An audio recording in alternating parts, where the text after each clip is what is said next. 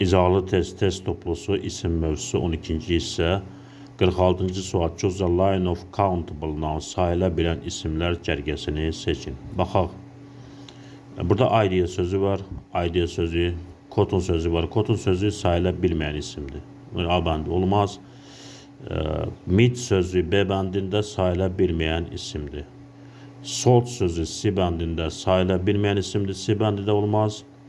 Burada D bəndə degree dərəcə, language, dil, part hissə bunlar sayıla bilən isimlərdir. D bəndi doğru cavabdır. Y bəndi niyə olmaz? Burada sugar sözü var. Şəkər mənasında o sayıla bilməyən isimdir. D bəndi doğru cavabdır. 47-ci sual. Choose the line of uncountable nouns. Sayıla bilməyən isimləri seçin.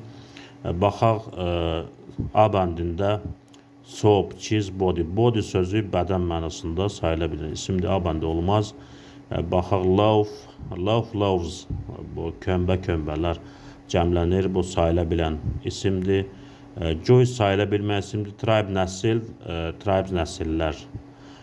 C bəndi sayıla bilən isim var. Burada C bəndi olmaz. Rubbish sayıla bilmən isimdir. Honey, bal sayıla bilmən isimdir. Sadness, kədər, bu da sayıla bilmən isimdir. D bəndi doğru cavabdır. Y bəndi niyə olmaz? Burada tailor sözü var. Dərzi bu sayıla bilən isimdir. D bəndi doğru cavabdır. 48-ci sual. Choose a line of nouns in the singular. Təkdə olan isimləri seçin.